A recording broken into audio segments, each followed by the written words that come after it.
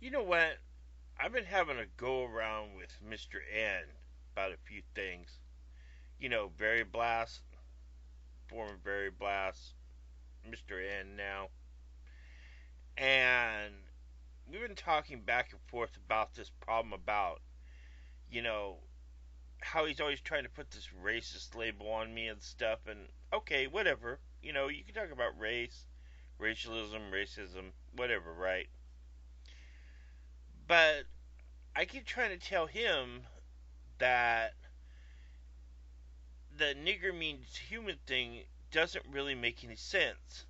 And the reason I'm never going to say it is because not just in a racist way, but from the experience I've had with race and with people who self identified as self proclaimed niggers, you know, or nigga, you know, is that uh, you didn't act like that. I mean, how can I put this to make sense? In my neighborhood, my former neighborhood, I moved a little bit of ways, but not very far. There was a group of people I grew up with that were involved with gang life. Mostly drugs, but otherwise um, protecting their neighborhood and some thievery and a lot of fencing, basically. And not too many other things, but basically that's what went on. Mostly processing frigging stuff that went through the friggin' trade, the little black market around. And, and trying to trade it off for people trying to trade stuff off for, a fix. Well,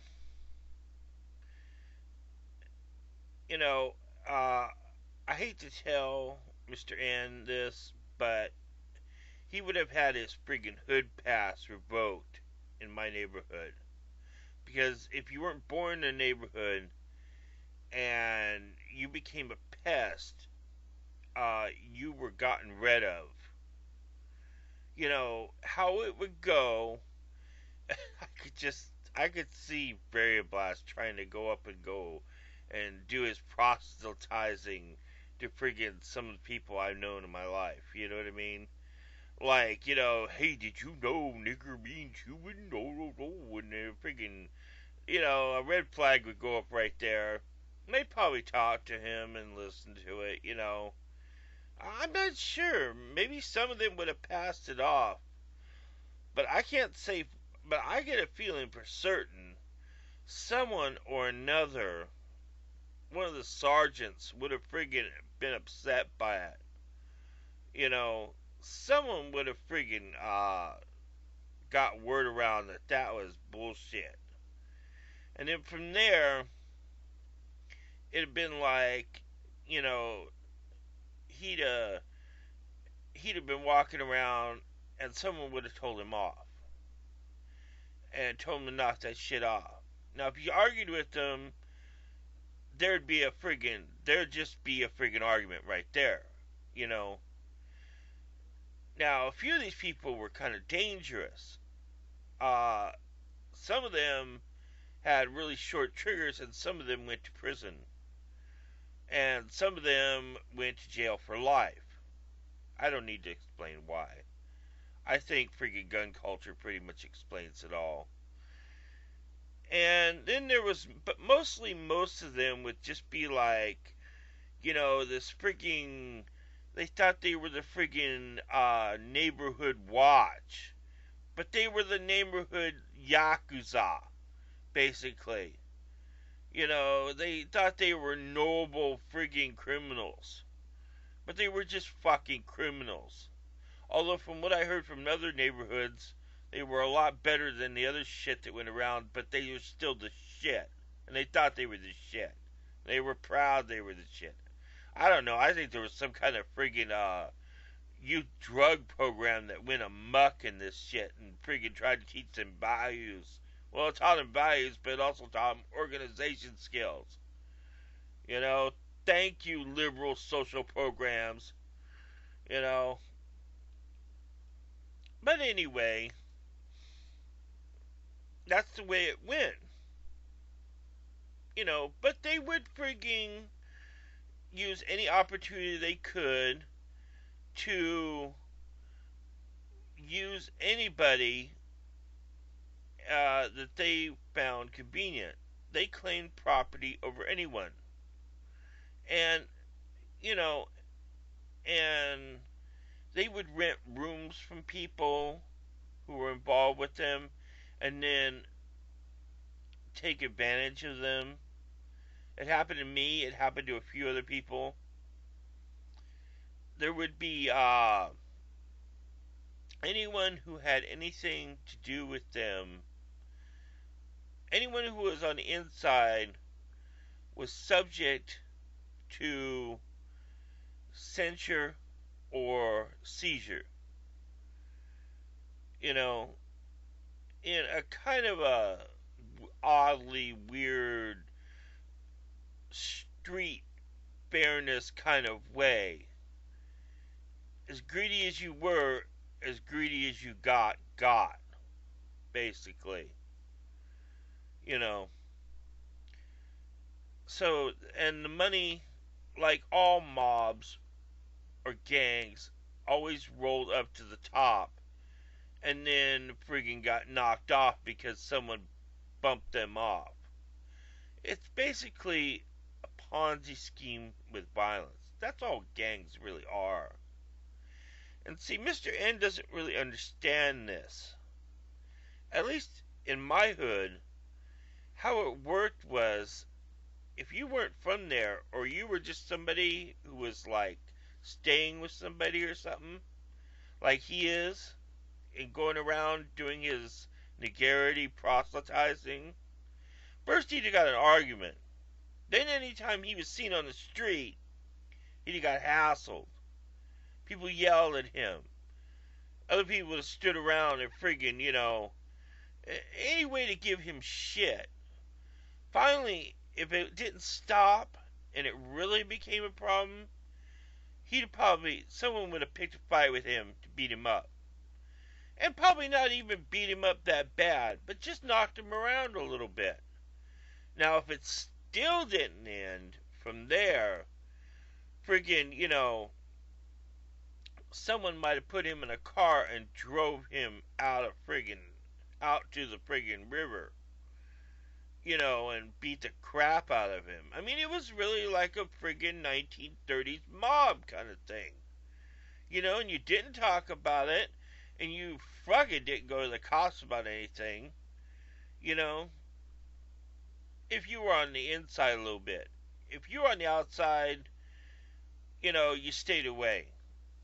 You know, you turned a blind eye, or, you know, you did. You just friggin' got a security system, called cops, and friggin' wrote out friggin' police reports. You know, some people did, and they weren't friggin', you know, hassled then. You know, it was just they were the straight lacers, you know, and that's the way it should have been. You know, and everyone knew about these people. And sometimes you just avoided them. In any case, no, the nigger means human thing would not have been tolerated. It wouldn't have been. Mr. N would have found out very quickly and very rudely that his negarity wouldn't have been accepted nor tolerated. And through some way or another, even if he friggin' got knocked off his bike and his friggin' bike taken away, or just bashed in a little bit, or friggin' bounced off his head once or twice. And then they sit there and friggin' poke your friggin' forehead and talk about your tattoos and stuff. Hey, are those real? You know? After they friggin' bounce you around a little bit, and then friggin' smack you around and go, why do you talk about that stupid stuff? A little post conversation after they beat your ass. I know all the stories. Believe me, I've known these people since I was a childhood. And you don't talk about names, and you don't talk about friggin' tags, and you don't talk about locations. But Jesus Christ, man, you know, you're a straight fool.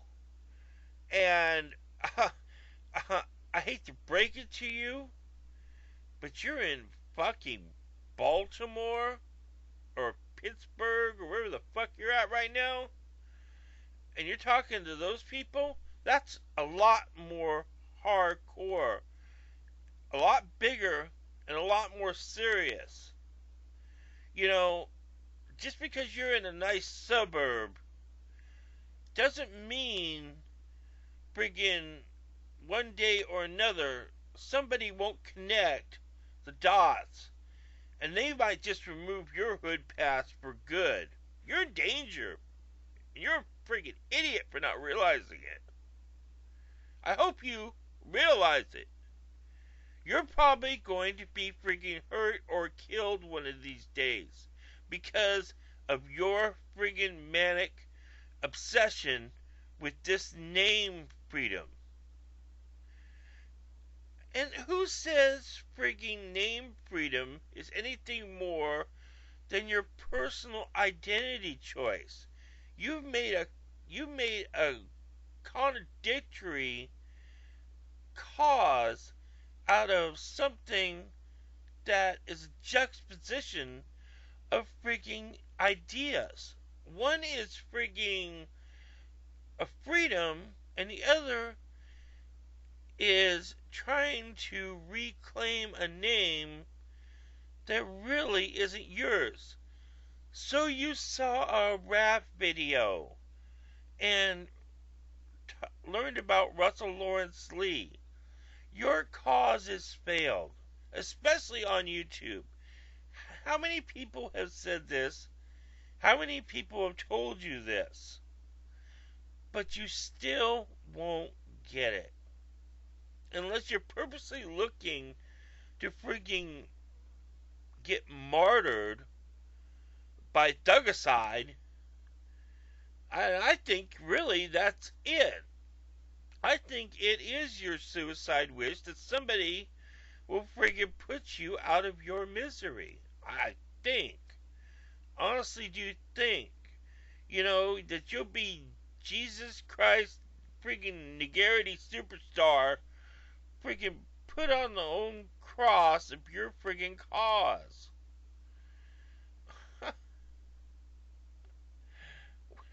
What do you think they're gonna do? Hang you up like Matthew Shepard and put friggin' Negarity around your neck? Here lies the king of Negarity. Oh ho ho, boo hoo hoo. Poor Varia. Come on, man. You're friggin' crazy. I could see name change. I could see friggin' wanting to friggin' have a diverse friggin' view. But how many people have fucking told you why it doesn't work with your contradiction? And look at your views. Even if views mattered that much to actually put out any message, you could be big as fucking Onision, and it doesn't matter. No one's heard of Onision outside of YouTube. Not really. Uh,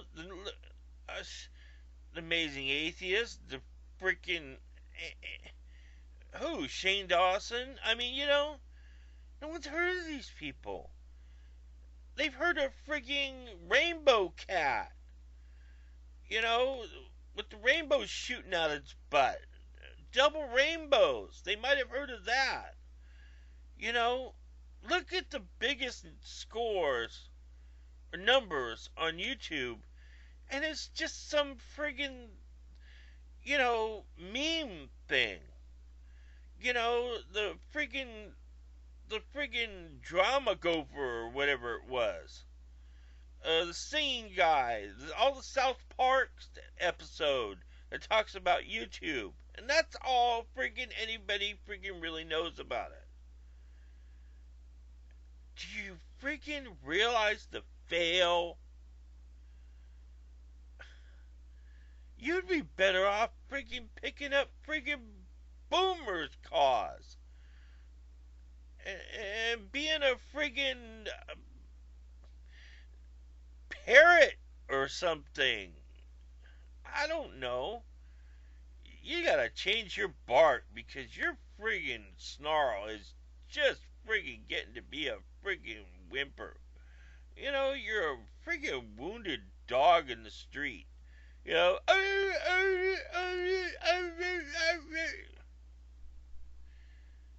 please, Mr. N, wake up and realize you're not friggin' going to friggin' reclaim the word gger. You're only gonna friggin' follow your lost cause for what? A year? Maybe 5 years more? Before you're so tore up by frigging MS, although who knows about MS? Sometimes you're better, sometimes you're worse. Or you're just friggin' institutionalized because of all your suicide talk. And then, after a while, 2 or 3 years, you know, your channel will be gone because your other channels are gone. Your friggin' ex girlfriend, mother of your child, friggin' deleted your fucking channels. That should give you a goddamn clue. Diana has more sense than you. Diana has a lot of sense. You know, and what? Well, I'm not gonna freaking go into personal insults, but I don't know what she saw in you. I guess women do find you freaking interesting. I'll give you that. But all you're doing is proselytizing.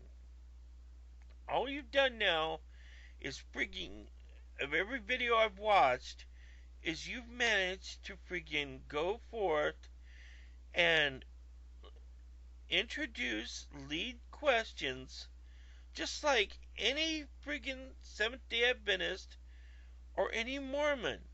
You have the lead question, you have your little intro, you have a follow up question, you gauge the receptiveness of your person being interviewed, and then you conclude with a follow up message and you freaking leave. Now, if that's just your YouTube hobby, yeah, hey, beats mine, but really, you fell from so far that it's actually kind of embarrassing.